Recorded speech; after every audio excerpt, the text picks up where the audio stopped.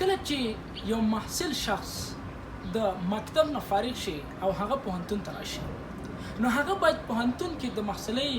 ارزښت وپېژني او هغه باید په دې باندې پوه شي چې محصل یعنې څه مطلب ورکوي معنی یې څه شی ده ته باید د محصلۍ په ارزښت باندې پوه شي دلته موږ پوهېږو چې زیاتره وخت محصلان پوهنتونونو ته راشي که هغه ورور وي او که خور وي په زیاترو بدو اعمالو باندې مصروفه وي که هغه چرس وي پوډر وي موږ تاسو پوهېږو چې خصوصا په افغانستان کې دغه بدبختي زیاته ده چې محصل د خپل د محصلۍ په ارزښت باندې نه پوهېږي کله چې هغه پوهنتون ته راشي نو هغه داسې یو انداز کې کارونه کوي چې د هېڅ چا ترې هم تمه نه وي او هغه د په خپل ځان باندې دا ډېر ښه ښکاري کېږي چې زه ډېر ښه کار کوم نو موږ باید همیش دپاره چې کله پوهنتون ته راشو باید د خپل ځان لپاره یو راتلونکی روښانه کړو او فکر پرې وکړو چې څه کول غواړو انسان چې کله پوهنتون ته راشي هغه طبعا دا فکر لري چې هغه لاړ شي ځان لپاره یو خپل فکر جوړ کړي او غواړي چې خپل ځان لپاره یو آینده جوړه کړي که هغه هر باش کې وي ورونو خویندو غواړم چې دلته صرف یو څو نقطې ته اشاره وکړم هر کله چې ته پوهنتون ته راشي نو لطفا د ورونو او خویندو سره ښه چلند وکړه هېڅ چاته هم په بده سترګه باندې مه ګوره په محصلۍ دوره کې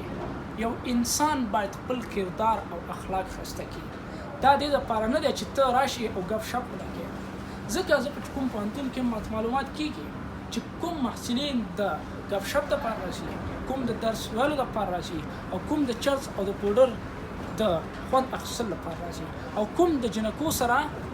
عایشي کول او د خندا کول لپاره راځي موږ پوهېږو چې دلته د هر چا فکرونه او د هر چا خیالات بدل دي خو ښه او بهترین محصل به هغه وي چې کله هغه پوهنتون ته راشي خپل کار سره کار لري خپل درسونو سره کار لري انډیوال وپېژني استاد وپېژني که هر څوک وي باید هر څوک وپېژني او دغه دوره چې موږ تاسو پوهېږو چې یو بهترین او زرینه دوره ده ته کولی شي چې د همدغه ځینه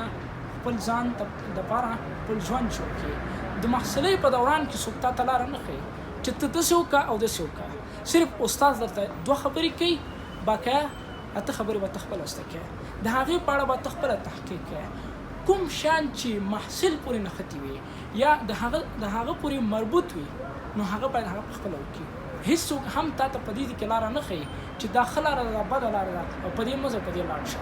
دلته به ته خپله انتخاب کې او په خپله لاره باندې ځې امید لرم چې تاسو خپل محصلۍ دوره په ښه طریقې او په ښه کردار سره تېر کړئ او خپل درسونه خپل سر ته ورسوئ او خپل آینده روښانه کړئ بارک الله فیکم